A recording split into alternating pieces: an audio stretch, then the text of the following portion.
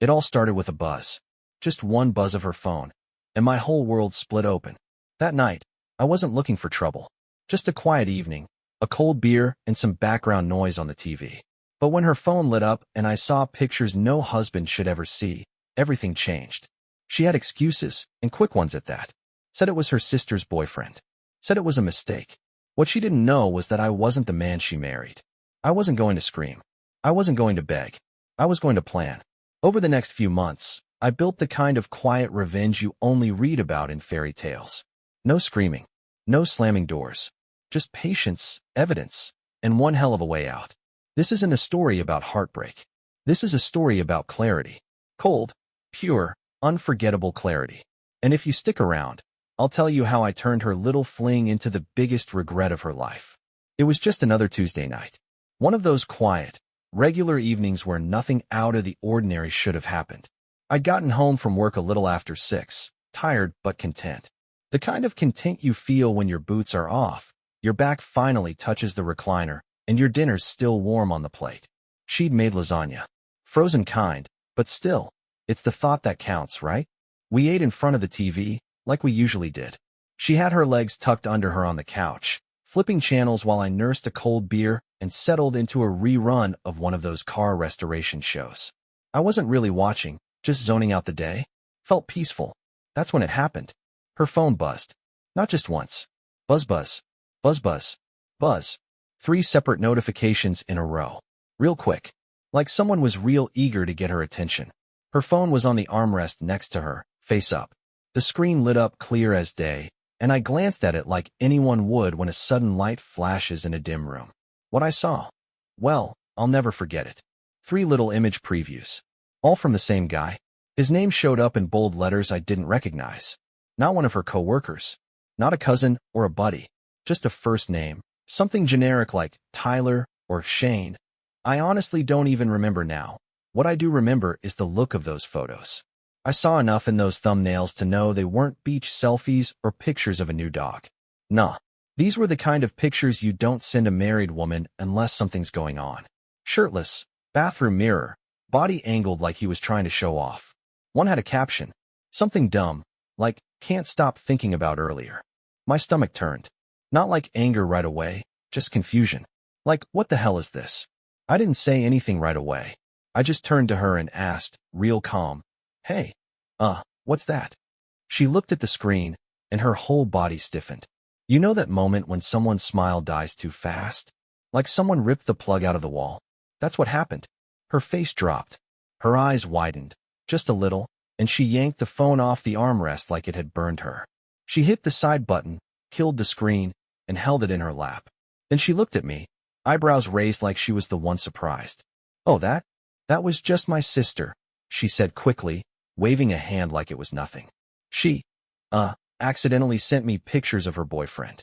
Now listen, I'm not the sharpest knife in the drawer, but I'm not dull either. I've been around people long enough to know when someone's bullshitting. And that was pure, undiluted bullshit. For starters, her sister's in a serious relationship. They've been together for years. I've met the guy, shaken his hand, grilled burgers with him on the 4th of July. He ain't the kind of guy to send pictures like that to anyone, let alone through her sister's phone. Besides, even if it was an accident, what are the odds of 3 separate photos getting sent to the wrong person, all at once? But I didn't explode. I didn't shout. That's not how I'm built. I sat there and took a long sip of my beer, kept my eyes on the TV even though I wasn't watching it anymore. That's so? I asked, just casual. She nodded too fast, looked back at her phone like it was suddenly the most interesting thing in the world. I waited a beat, let the silence stretch. Funny, I added, didn't know your sister's boyfriend had tattoos like that. She froze for half a second, just a split second, but it was there. Her eyes darted sideways, mouth open like she wanted to say something, then shut again. Oh well, he got new ones, she mumbled. She told me. Like, recently. I nodded again, still pretending to watch TV. The lasagna tasted like cardboard in my mouth now, but I kept chewing. You ever have that moment where you realize your whole world's about to change? Where something tiny, like a buzz from a phone, suddenly opens a crack in everything you thought was solid. That was me, right then. I didn't have the proof yet, but something had shifted. A weight settled in my chest. Heavy. Solid. Unmoving. She went back to pretending everything was normal. Kept scrolling on her phone, thumbs moving like she was texting, but I noticed she was just flicking through her home screen. No texting. Just stalling. I told myself maybe I was overthinking it. That maybe I was just tired, reading into things. But my gut knew better. Your gut always knows. And once something's off in a marriage, it's like a crack in drywall. Small at first, barely visible. But given time, it spreads, deepens. And if you ignore it long enough, one day your whole damn wall comes crumbling down. I didn't know where this was headed yet, but I knew this wasn't nothing. Not by a long shot. After that night, something inside me just stopped trusting. I didn't say anything more about it, kept it bottled up. I'd go to work, fix what needed fixin', talk shop with the fellas like always, and come home like nothing was wrong. But in the back of my mind, a quiet storm had started. Not loud. Not angry. Just steady. Cold.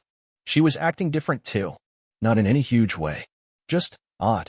She'd gotten this idea in her head about finally getting her driver's license. Now, my wife had never liked driving. Said she was nervous behind the wheel, always preferred riding shotgun. That used to be fine. I drove us everywhere anyway, dates, groceries, doctor's appointments. But a few weeks back, she brought it up out of the blue. Said she found a private instructor, one-on-one lessons, 3 evenings a week. Claimed it made her feel safer than a classroom. I said sure. Sounded reasonable. Told her I was proud of her for wanting to learn. She smiled and kissed me on the cheek, said I'd be driving less soon. At first, I didn't think much of it. But she started coming home later and later. Said she was practicing night driving. But when I'd ask her how the lesson went, she'd brush it off with short answers. It was fine. We just drove around town. He said I did good. That was about it. And here's the kicker, she never mentioned the guy's name. Just called him the instructor. One night I joked, "You sure this guy ain't falling for you?"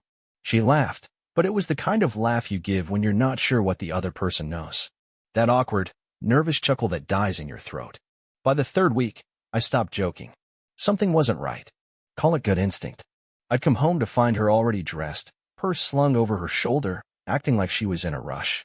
"Can't be late for the lesson," she'd say, barely looking me in the eye. Then she'd be gone for 2, sometimes 3 hours. Said they were driving outside town, testing back roads and highways. But she never came home with any stories. No, he made me parallel park for 20 minutes, or I accidentally ran a stop sign. Just silence. Tired eyes. Sometimes she'd take a shower right when she got back, claiming the instructor made her nervous and she was sweating. I'd nod, sip my beer, and act like I believed her. But every day, I believed her less. Then came the Thursday night I followed her. I didn't plan it ahead of time. I just decided to do it while watching her hail a cab. I waited 2 minutes, then grabbed my keys, left my truck in neutral, and rolled halfway down the block before starting it. I kept my headlights off until I was 2 streets behind her. She didn't notice a thing. She drove about 10 minutes, took a turn out by the edge of town, past the gas station and that old closed-down video rental place. Then she pulled into this empty lot behind a shuttered laundromat. It was half-lit, with a single flickering streetlight at the edge. I parked on the side street, out of view, and watched from the corner. After about 5 minutes, a white car pulled in next to her. Newer model. Sporty. Out stepped the man, and my blood ran cold. It was him. Same guy from the phone pictures. I recognized the jawline, the arms, that smug little lean he had, like the world owed him something and he knew he could take it. He had on a tight black shirt and jeans, and he walked straight to her window like he'd done it a dozen times before. No clipboard, no folder, no instructor gear. Just confidence and familiarity. She stepped out of the car too, smiling. I ducked low, heart pounding like a jackhammer. They talked for a minute. She laughed, touched his arm. He leaned in a little, too close for something professional. Then they both got into his car, her on the passenger's side. No practice car. No dual brakes. Just a regular coupe with tinted windows and that empty lot like a stage for a play I didn't want to see. I stayed put for over an hour. They never came back out. The windows never fogged, the engine stayed running, and the radio was low, just a soft hum in the night. But that silence? That was the worst part. Because in that quiet, I had time to think, to realize, to understand. It wasn't about driving. It had never been. My fingers curled around the steering wheel until they ached. I could have driven over there, could have slammed the door, yelled, demanded answers. But I didn't. That's not who I am. I was raised on quiet strength, not chaos. So I waited. Eventually, the white car door opened. She stepped out, fixing her hair. He got out after, stretching like it had been a long, relaxing break. She glanced around. Didn't spot me. They shared a look. One that said more than words ever could. Then they parted ways. She got into the cab and drove slowly out as if nothing unusual had happened. He waited a bit, then drove off in the opposite direction. I didn't follow her home. I sat there in the dark, letting it all soak in. The cold truth, the crack in my reality widening by the second. I'd trusted her. I'd believed her when she said she wanted to learn, wanted to grow. But that wasn't what she was chasing. She wasn't looking for freedom behind the wheel. She was looking for something, or someone else. And now, so was I? That night, after she got home from her so-called lesson, I waited. Sat on the porch with the porch light off. Just me, the bugs, and a lukewarm bottle of beer. She pulled in around 9:45. She took her time getting out. Her purse was slung over her shoulder, and she moved like she had all the time in the world. I opened the door as she came up the steps, just to make sure she saw I was still up. "Oh, hey," she said, her voice a little too chipper. "You're still awake?" "Yeah," I replied. "Just enjoying the air. Thought I'd wait up for you." She smiled, but her eyes didn't match. They darted past me, like she was checking to see if anything was out of place. Maybe trying to gauge if I knew something. We walked inside, and she went straight to the kitchen, said she was thirsty. I followed, leaned against the counter. "Listen," I started, keeping my tone even. "I've been thinking about something." She looked up from the sink, glass in hand, water running slow. "Yeah. Those pictures. On your phone. The ones from the other night. You said they were from your sister's boyfriend, right?" She tensed, just for a second. Then she shut off the faucet and turned toward me. "Yeah," she said, brushing hair behind her ear. "I told you. She sent them by mistake. She was trying to send them to him, not me. She deleted them too, right?" I asked. She blinked fast, then nodded. "Yep. Deleted. I told her to, and she felt terrible about it. Total accident." I studied her face. The way she bit her bottom lip. The tightness around her jaw. She was performing, not talking. Giving me answers she'd rehearsed. She tell you why she was sending him those kinds of pictures in the first place? I asked casually. Her eyes narrowed. "Why are you bringing this up again?" "I don't know," I said. "Just doesn't sit right with me. 3 pictures, back to back? Doesn't sound like an accident." She let out a quick, irritated sigh. "God, do you not believe me? I told you it was from her boyfriend. She already deleted them. What more do you want?" That's when I saw it. She wasn't defensive because she was insulted. She was trying to steer the conversation. Turn it back on me. Classic deflection. I stayed calm, but something inside me snapped. "All right," I said. "Let's just call her. Clear the air." Her face paled slightly. "Why?" She already explained it to me. "It's not a big deal." "Still," I said, pulling out my phone. "Wouldn't hurt to hear it from her. 5 minutes, that's all." She didn't say anything. Just stood there, hand on her hip, mouth drawn into a thin line. I scrolled through my contacts and tapped on her sister's name. Put it on speaker. It rang twice. Then her sister answered, voice light and cheerful. "Hey, everything okay?" I got right to it. "Hey, sorry to call out of the blue. Just wanted to double-check something real quick. About those photos you sent my wife the other night. Those were meant for your boyfriend, right?" There was silence on the other end. Not the kind where someone's thinking. The kind where someone realizes they're cornered. Then came the voice. Stiff. Slower than usual. "Oh yeah? That was a mistake. Totally meant to send them to him. My bad." My wife stood across from me, arms crossed now, tapping one finger on her elbow. Her eyes flicked everywhere but mine. "You said they were of your boyfriend?" I asked, keeping it even. "Yeah," her sister replied. "It was just, a personal thing. I was joking around. I guess I hit the wrong name. Sorry for the confusion." She was trying too hard to sound casual. Each word sounded like it had been written down on a cue card somewhere. "All right," I said, letting a beat of silence settle in. "Thanks for clearing that up." "No problem," she said quickly. "Hope everything's good. Gotta run." She hung up faster than I could say goodbye. I stared at the phone for a second, then slipped it back into my pocket.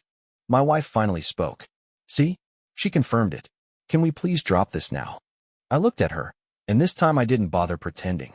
I saw the sweat near her temple, the way she was chewing her cheek, and most of all, the shame she was trying hard to pretend wasn't there. "No," I said quietly. She's lying. She scoffed, but her voice cracked. You don't know that. She hesitated. I said. She sounded like she was reading lines. And you're not acting like someone who's telling the truth. Her whole body shifted, like she wanted to run. I stepped closer, not threatening, just steady. Let me tell you something, I said. You and your sister, whatever this is you two are trying to spin, I don't care how many stories you come up with. I know what I saw, and I know what I'm feeling. So I'm telling you now, don't insult me again by pretending this is nothing. Her mouth opened, but I didn't give her the chance to say another word. And you can tell your sister this too, I added. Next time I call, she better not treat me like I'm some fool who can't hear the truth in someone's voice. I've lived long enough to know when someone's feeding me garbage. She was quiet, completely still. I could see the guilt plain as day. I walked out of the kitchen, leaving her standing there like a statue. Didn't say another word. I didn't have the full story yet, but I had enough to know I wasn't crazy. I'd been played, lied to, and now I was done sitting still. That night, I didn't sleep worth a damn. Just stared up at the ceiling, the fan clicking every so often like it was marking time. She was next to me, breathing steady, like nothing had happened. Like we hadn't just danced around a pile of lies hours earlier.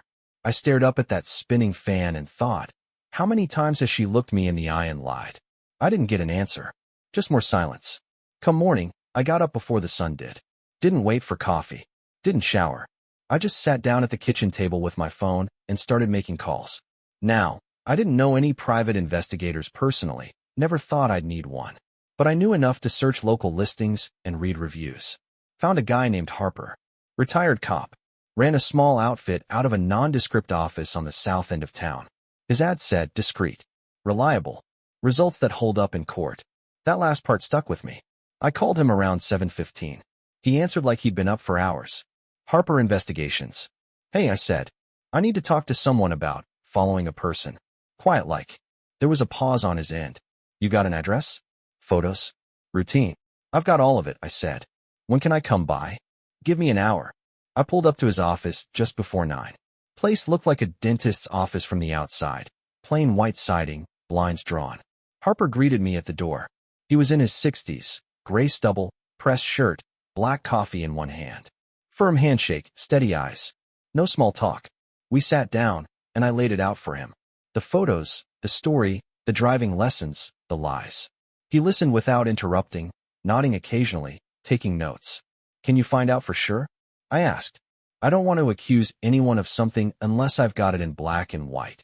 You'll have more than that, he said, scribbling something in a notebook. Give me 3 days, and I'll have their full routine.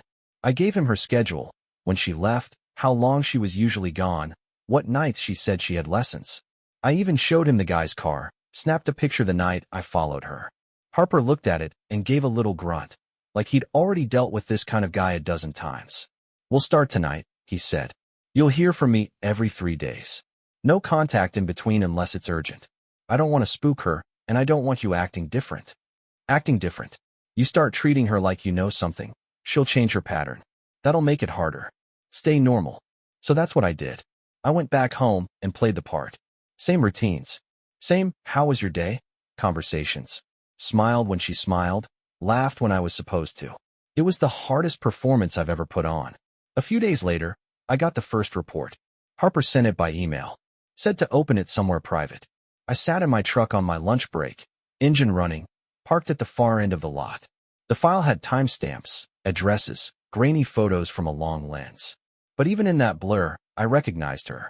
Same hoodie she always wore when she left the house. Same sneakers with the little scuff on the heel. She wasn't at a driving course. She was at a hotel. Budget place just off the interstate. Harper had pictures of her walking in. And then, 15 minutes later, the guy pulled up. The same guy from the photos on her phone. I just stared at that screen, the hum of the truck loud in my ears. My hands were cold on the wheel. I felt like I was floating, like my body was here, but my mind was somewhere else entirely. Not angry yet. Just hollow. 3 days later, another report. This time, she wasn't even pretending to have a lesson. She said she was going to her sister's to help her with a home project. Harper followed her again. Same motel. Same guy. He sent me video this time. No sound, just footage from across the parking lot. You see them walking in together. him with his arm around her back, like they'd done it 100 times. She was smiling. Smiling. She didn't smile like that when she was with me anymore. After the second report, I stopped doubting. I stopped hoping it was a mistake or misunderstanding. I had the truth now. Cold, clear, and undeniable. But I didn't stop Harper. I told him to keep going. Keep watching. Build a file so thick it couldn't be argued with. I wanted the whole picture. How often? Where? When? How long? It was like bleeding slow. Every new piece of information cut a little deeper. But I didn't back out. I needed to see it. To know everything. Over the next 2 weeks, Harper gave me 6 more updates. Different locations. One time it was a restaurant across town. Another time it was his place, small apartment, 2nd floor, red bricks and peeling white trim. Each time, she lied. Each time, I played dumb. When she came home late, I'd ask, how was the drive? She'd say, tiring. And I'd nod, like I believed her. By the end of the month, Harper handed me a full dossier. Photos, timestamps, license plates, face shots, copies of hotel bills they signed in fake names. All organized, labeled, with a cover page that said plainly, confirmed pattern of ongoing infidelity over 4+ weeks with identified individual. I stared at that file for a long time. Thumbed through the pages. Closed it. Opened it again. There it was. My marriage, documented in betrayal. And now, I had all the proof in the world.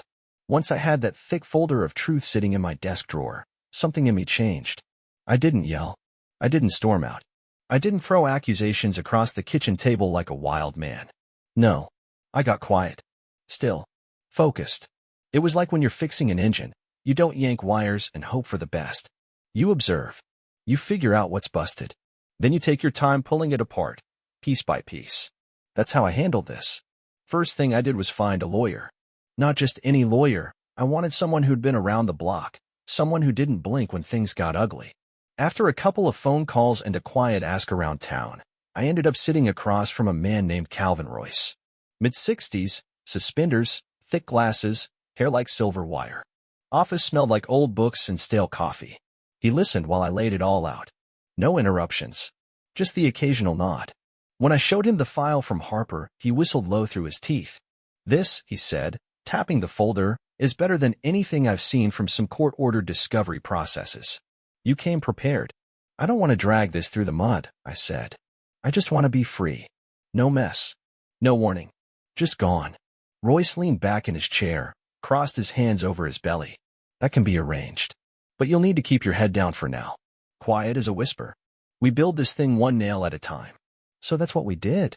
Every few days, I met him downtown. We'd go over papers, draft letters, go through every joint account, asset, and document with a fine-tooth comb. Meanwhile, back home, I kept my mask on. I was the same old husband she thought she'd gotten away with fooling. I smiled when I had to, cooked dinner like I always did, paid the bills, until I didn't. That was the next step, unraveling every single thing we shared. I started with the utilities. Went online and switched the electric bill into her name. Same with the water. Internet? Canceled outright. She thought it was a glitch, I'm sure, called the provider and chewed them out when her Netflix wouldn't load. I just shrugged and said maybe the modem was busted. The bank accounts were next. I'd set up my own months earlier. Quiet little savings account at a credit union across town. Moved my paycheck deposit there and stopped using the joint account entirely. I let it sit dry until one day she asked why the mortgage payment bounced. Probably a bank error, I said, pretending to check something on my phone. I'll look into it. I never did. Next came the lease. We were renting a townhouse on the edge of town. Nice enough place, nothing fancy. I went down to the leasing office and met with the manager. Told him I was moving out, asked him to have the lease restructured under her name only. I said I'd stay on for another month to give her time to adjust, just to keep the peace. He agreed. No need for her to know yet. At the same time, I started packing. Quietly. One drawer at a time. One box every couple days. I started with the little things, spare tools, old hunting gear, clothes I didn't wear often. Stuff she wouldn't notice missing. I made trips during my lunch breaks or late at night when she was at lessons. Sometimes I'd say I was going to the hardware store and slip a box into the bed of my truck instead. I rented a small apartment across town. Nothing special, just 2 rooms, clean, quiet, and far enough away she wouldn't accidentally drive past it. I paid the deposit in cash, set up all news services, and told no one, not even my brother. I wanted this airtight. The thing about revenge is, if it's loud, it can backfire. But if it's quiet, surgical, it cuts cleaner than any knife. Each day, I took another step. I changed passwords, logged out of shared accounts, unlinked her name from everything that had mine. I even went through the streaming services and removed my profile. Petty, maybe, but it felt right.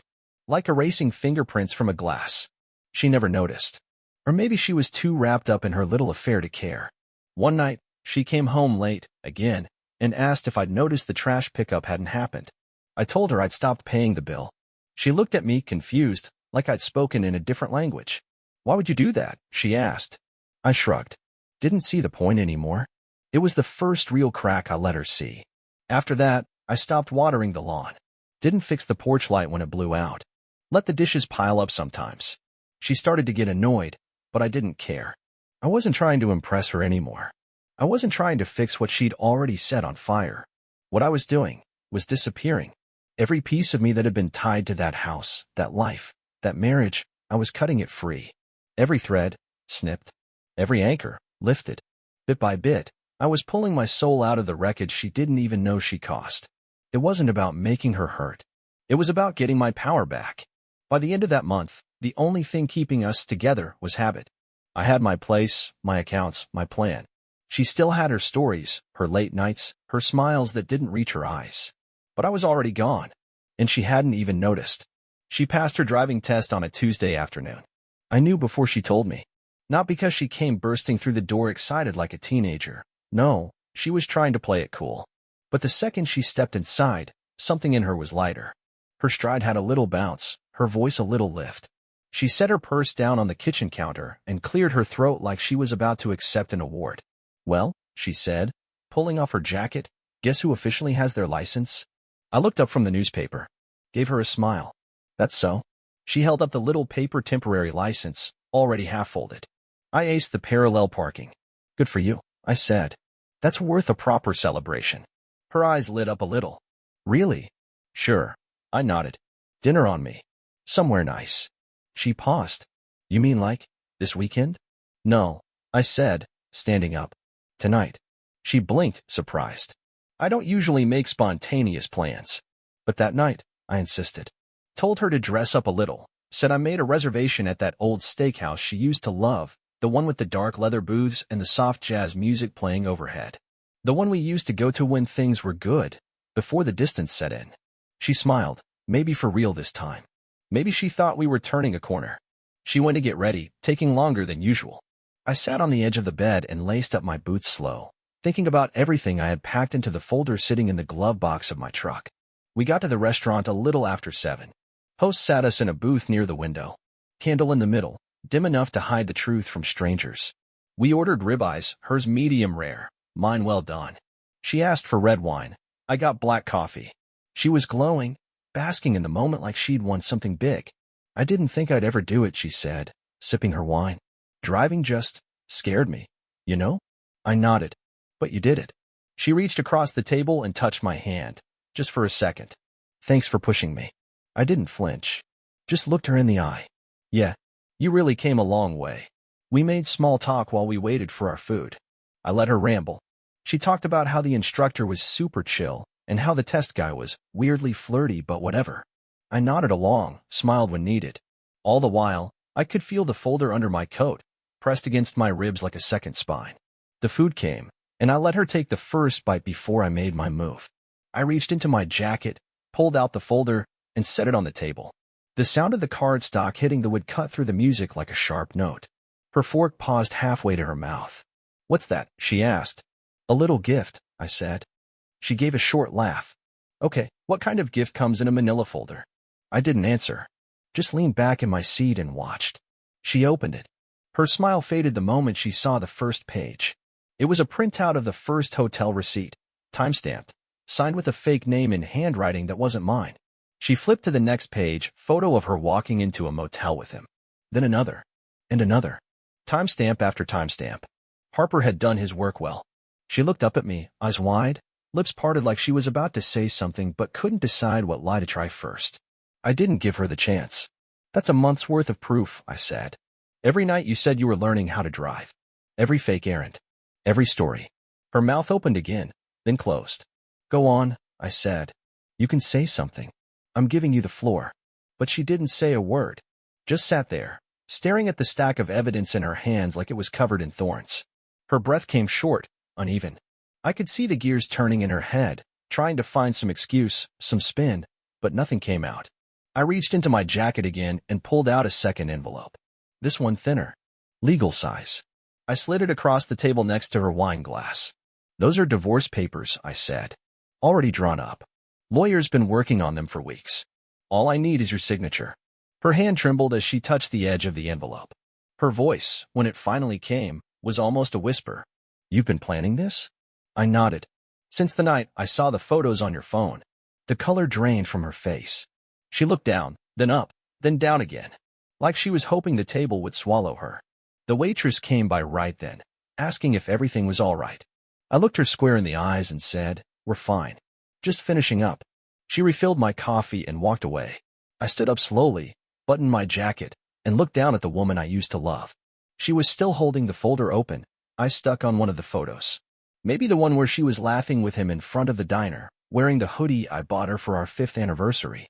You can have the car, I said. You earned it, right? Her mouth moved, but no words came.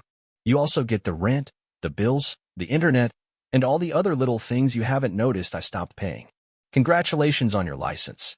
And with that, I walked out. Didn't wait for tears. Didn't look back.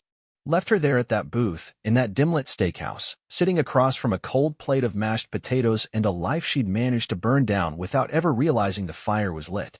I figured she'd show up eventually. After that night at the steakhouse, I went completely quiet. No texts. No calls. No updates on where I was or what I was doing. I didn't even bother blocking her, just left her messages on read, or let them pile up in voicemail like fallen leaves. That kind of silence says more than any angry words ever could. She tried to call me the next morning. 6 times, back to back. I didn't answer a single one. 2 days later, she emailed me a wall of text, full of every kind of sorry a person can come up with when they've been caught dead to rights. I wasn't thinking straight. It didn't mean anything. I was feeling lonely. I never stopped loving you. I didn't reply. Not once. Then came Thursday. I was at work, same place I've been for years, a machine shop out on the edge of town. Nothing fancy, but it's honest work. That morning I was in the bay, going over the hydraulic press with Dale and Marcus, just finishing our safety checks. Nothing out of the ordinary. Until I heard my name over the intercom. Hey, you've got someone at the front, the receptionist said through the scratchy speaker. I figured it was a delivery or maybe one of those reps trying to pitch us newer parts. I wiped my hands on a rag and headed to the front. And there she was, standing in the lobby, clutching her purse like it was the only thing holding her together. Her eyes were red, makeup smudged, like she hadn't slept in days. She looked up at me, and the second she did, the tears came. Real ones. No performance this time. Just raw and ugly. Can we talk? She asked, loud enough for everyone in the front office to hear. Please. I didn't say a word. Just stared. She stepped forward, her voice shaking. I made a mistake. A huge one. And I know you hate me right now, but I need you to understand, I didn't mean for any of this to happen. I was confused, I was hurting, and I took you for granted. You've always been good to me. Too good.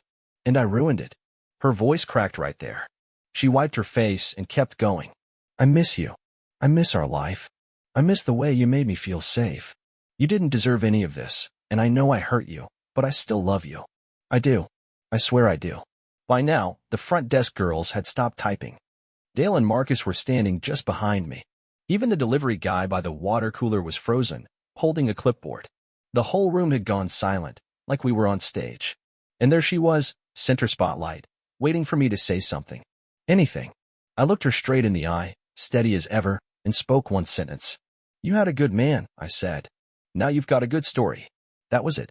I turned around and walked back to the bay, the sound of my boots echoing across the tile. I didn't look back. Didn't check if she was still crying or if she chased after me. I didn't care anymore. Whatever we'd had was gone, and she was the one who buried it. When I got back to the press, Dale gave me a slow nod, didn't say a word. Marcus just patted my shoulder once and got back to work. Later that day, my foreman pulled me aside. You all right? he asked. Better than I've been in a while, I told him. And it was true. That moment, saying those words, walking away, keeping my dignity, it felt like closing the last chapter in a book I never wanted to read in the first place. That was the last time I saw her face to face.